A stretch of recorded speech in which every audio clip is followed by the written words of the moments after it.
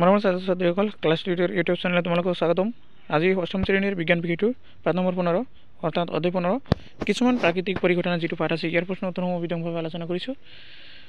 ইয়াৰ দ্বাৰা তোমালোকৰ ভালেখিনি সহায় হ'ব। যদি ভিডিঅ'টো ভাল লাগিছে তেনেহ'লে এটা লাইক কৰিবা, শ্বেয়াৰ কৰিবা, কমেণ্ট কৰি জনাবা মোক কেনেকুৱা হৈছে ভিডিঅ' আৰু বন্ধু বান্ধৱীসকললৈকে জনাই দিবা। আৰু ভিডিঅ'টো ছাবস্ক্ৰাইব কৰিবলৈ পাহৰি নাযাবা। ছাবস্ক্ৰাইব এইকাৰণে কৰি ৰাখিবা যাতে তোমালোকৰ অন্য যিবোৰ বিষয় আছে ইয়াৰ প্ৰশ্ন উত্তৰ নটিফিকেশ্যনৰ জৰিয়তে এইটো চেনেলৰ জৰিয়তে পাব পাৰা। আহি এতিয়া মেইন ভিডিঅ'লৈ যাওঁ। তোমালোকৰ অনুশীলনীৰ 1 নম্বৰ আৰু 2 নম্বৰ প্ৰশ্নত শুদ্ধ উত্তৰটো বাছি উলিওৱা বুলি কৈছে। তাৰে 1 নম্বৰত কৈছে যে তলৰ কোনবিধ বস্তু ঘৰখন সহজতে আহিত কৰিব নোৱাৰে। ইয়াৰ ক নম্বৰটো আছে যে প্লাষ্টিক স্কেল এডাল, আৰু খ নম্বৰত আছে দণ্ড এডাল, গ নম্বৰত দিছে ফুলাই থোৱা বেলুন এটা, আৰু ঘ নম্বৰত ঊলৰ কাপোৰ। গতিকে শুদ্ধ উত্তৰটো উলিয়াব লাগে। ইয়াৰ শুদ্ধ উত্তৰটো হ'ল অপশ্যন নম্বৰ খ, তামৰ দণ্ড এডাল। তাৰপিছত 2 নম্বৰত কৈছে এটুকুৰা পাতৰ কাপোৰেৰে কাছৰ দণ্ড এডাল ঘঁহিলে দণ্ডডাল কি হয়? ক নম্বৰত কৈছে যে আৰু কাপোৰ টুকুৰা দুয়ো ধনাত্মক আহিত হ'ব। খ নম্বৰত কৈছে ধনাত্মকভাৱে আৰু কাপোৰ টুকুৰা ঋণাত্মকভাৱে আহিত হ'ব।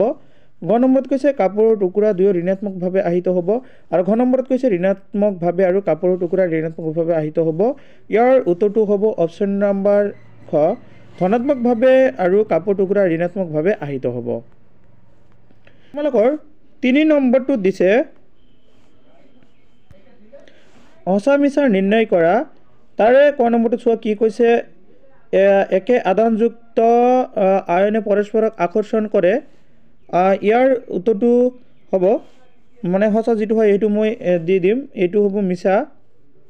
তাৰপিছত খ নম্বৰটোত কৈছে এডাল আহিত কাছৰ দণ্ডই এডাল আহিত প্লাষ্টিক ষ্ট্ৰ'পাইক আকৰ্ষণ কৰে।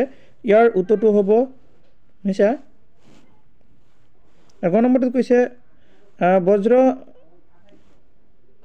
এইটো হ'ব সঁচা। বজ্ৰ নিৰোধক পৰিবাহী দণ্ডই অট্টালিকা বজ্ৰপাতৰ পৰা ৰক্ষা কৰিব নোৱাৰে, এইটো মিছা। আৰু ঘ নম্বৰ কৈছে ভূমিকম্পৰ আগজাননী দিব পাৰে, এইটো মিছা।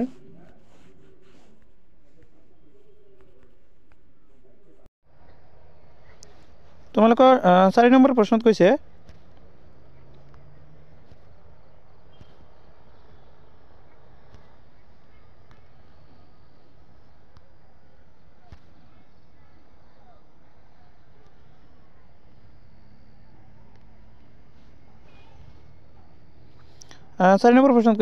ঝাৰকালি চুৱেটাৰ এটা খুলিলে কেতিয়া ফটফটাই উঠা শব্দ শুনিবলৈ পোৱা যায়, কিয়? এনে বুজাই লিখা। উত্তৰটোত চোৱা। উত্তৰত কি কৈছে যে আমি লক্ষ্য কৰোঁ যে ঠাণ্ডা দিনত ঊলৰ কাপোৰ পিন্ধিলে আমাৰ নম্বৰ থিয় হৈ যায়, কাৰণ ঊলৰ কাপোৰ আৰু নোমত পৰস্পৰ বিপৰীত ধৰ্মীয় আদানৰ সৃষ্টি হয়, ফলত ইহঁতৰ মাজত আকৰ্ষণীয় বলে ক্ৰিয়া কৰে। আমি চুৱেটাৰ খুলিলে আকৰ্ষণীয় বলৰ বিপৰীতে কাৰ্য কৰা হয় বাবে ফটফটাই উঠা শব্দ শুনিবলৈ পোৱা যায়। এইখিনি উত্তৰ ইয়াৰ। তাৰপিছত 5 নম্বৰ প্ৰশ্নত কৈছে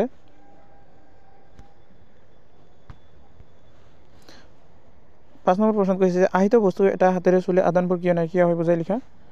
উত্তৰটো হ'ব আহিত বস্তু এটা হাতেৰে চুলে আদানবোৰ নাইকিয়া হয়, মাজৰ ভূমিলৈ গুচি যায় আৰু সেই আদানযুক্ত বস্তুটোৱে আদান হেৰুৱায়, এইটো হ'ল ইয়াৰ উত্তৰ। তাৰপিছত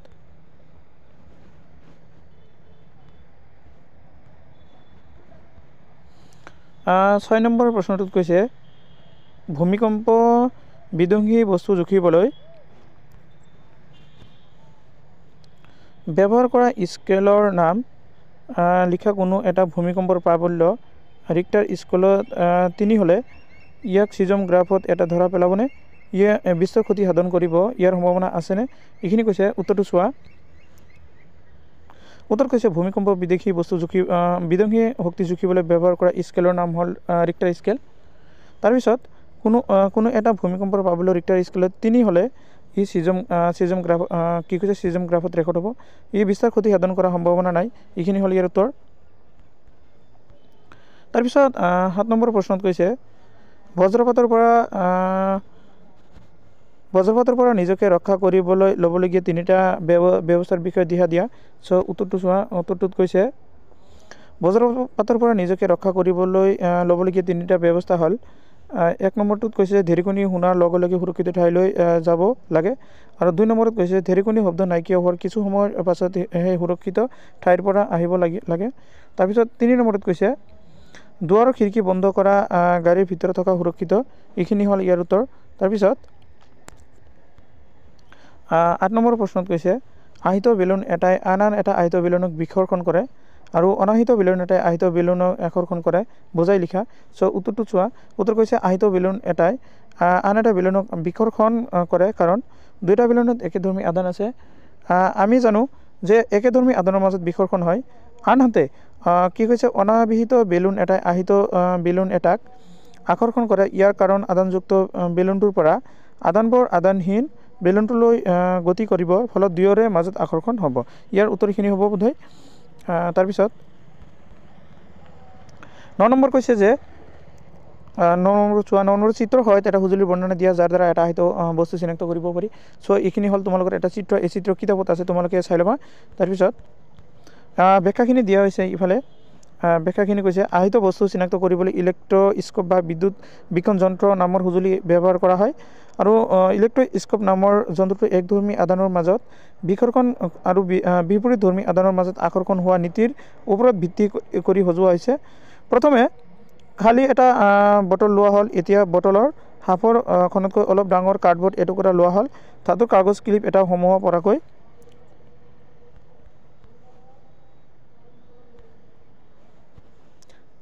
এটা বিন্দা কৰা হ'ল চিত্ৰ দেখুৱাৰ দৰে কাগজ ক্লিপটো মেলি তাত দুখন এলুমিনিয়াম পাতল পাত ওলমাই দিয়া হ'ল কাগজ ক্লিপটো কাৰ্ডবোৰ্ডত এনেদৰে সোমাই দিয়া হ'ল যাতে লম্বভাৱে থাকে পাতৰ টুকুৰাটো এটা সহধৰ্মী আদানৰ আহিত বেলু হ'লে দুয়োৰে মাজত বিকৰ্ষণ হয় আৰু কি কৈছে মেল খায় কোনো বস্তু আদানযুক্ত হয়নে চাবলৈ এই সঁজুলি ব্যৱহাৰ কৰা হয় এইখিনি হ'ল ইয়াৰ উত্তৰ তাৰপিছত 10 নম্বৰ প্ৰশ্ন কৈছে ভাৰতবৰ্ষৰ 3খন ৰাজ্যৰ নাম উল্লেখ কৰা য'ত ভূমিকম্পৰ পাবলৈ সম্ভাৱনা বেছি আছে চোৱা ইয়াতে কোৱা হৈছে প্ৰথমটো হৈছে অসম তাৰপিছত গুজৰাট ৰাজস্থান আদি তাৰপিছত 11 নম্বৰ প্ৰশ্ন কৈছে ধৰি লোৱা তোমাৰ ঘৰৰ বাহিৰত থকা সময়ত ভূমিকম্প আহিল নিজকে ৰক্ষা কৰিবলৈ সাৱধানতা অৱলম্বন কৰিবা ইয়াৰ উত্তৰটো চোৱা সো উত্তৰটোত কৈছে ঘৰৰ বাহিৰত থকা সময়ত যদি ভূমিকম্প হয় তেনেহ'লে ওখ অট্টালিকাৰ পৰা আঁতৰৰ মুকলি ঠাইত থাকিব লাগে আৰু 2 নম্বৰত কৈছে গছ-গছনিৰ ইলেক্ট্ৰিৰ পৰা আঁতৰি থাকিব লাগে 3 নম্বৰত কৈছে গাড়ীৰ ভিতৰত থাকিলে গাড়ীখন লাহে লাহে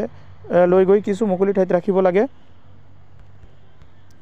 এবাৰ কেইটামান তোমালোকৰ কিতাপৰ পৰা অতিৰিক্ত প্ৰশ্ন উত্তৰ দিয়া হৈছে চোৱা 1 নম্বৰত কৈছে বিদ্যুৎ খৰণ কাক বোলে উত্তৰটো চোৱা সাধাৰণ অৱস্থাত বায়ু বিদ্যুৎ পৰিবাহী যদিও অতি বেছি পৰিমাণে আদান জমা হ'লে ই বিদ্যুৎ প্ৰবাহক প্ৰতিহিত কৰিব নোৱাৰা হয় ফলত ধনাত্মক আৰু ঋণাত্মক আদান লগ হৈ উজ্জ্বল পোহৰ আৰু শব্দৰ সৃষ্টি কৰে আমি এই পোহৰৰ ৰূপত বিজুলী দেখা পাওঁ আৰু এই প্ৰক্ৰিয়াটো বিদ্যুৎ খৰণ বুলি কোৱা হয় 2 নম্বৰে এটা অতিৰিক্ত প্ৰশ্ন দিয়া হৈছে ভূমিকম্প কিদৰে বৰ্ণনা কৰা হয় উত্তৰটো চোৱা পৃথিৱীৰ একে ওপৰৰ অংশটো অৰ্থাৎ ভূত্বক বা খোলাটোৰ বহু তলত সংঘটিত হোৱা আলোড়নৰ বাবে ভূমিকম্পৰ সৃষ্টি হয় পৃথিৱীৰ আটাইতকৈ ওপৰৰ তৰফটো নিৰবিচ্ছিন্ন হয় তাৰপিছত এইটো কোনো প্লেট বা ফলক বুলি কোৱা হয় এই প্লেটবোৰ বিৰামহীনভাৱে গতি কৰি থাকে যেতিয়া এখন প্লেট আনখন প্লেটৰ ঘাঁহনি খাই আগবাঢ়ি যায় বা খুন্দি এখন আনখনৰ তলেদি গতি কৰে তেতিয়া পৃথিৱীৰ খোলাটো আলোড়নৰ সৃষ্টি হয় এই আলোড়নেই ভূপৃষ্ঠত বা ভূমিকম্পৰ ৰূপ লয় এইখিনি হ'ল ইয়াৰ উত্তৰ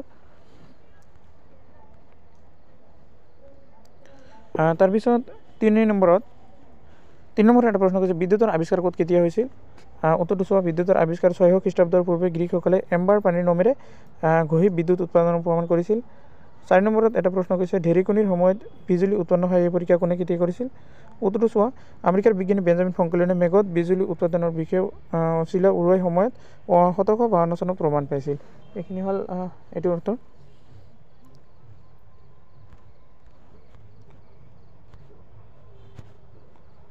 নেক্সট আজিৰ ভিডিঅ' এইখিনিলৈকে যদি এই ভিডিঅ'টো তোমালোকৰ ওচৰত ভাল লাগিছে প্লিজ এটা লাইক কৰিবা আৰু লগতে চেনেলটো ছাবস্ক্ৰাইব কৰিবা চ' ভিডিঅ'টো সম্পূৰ্ণকৈ চোৱাৰ বাবে সকলোকে ধন্যবাদ জনাইছোঁ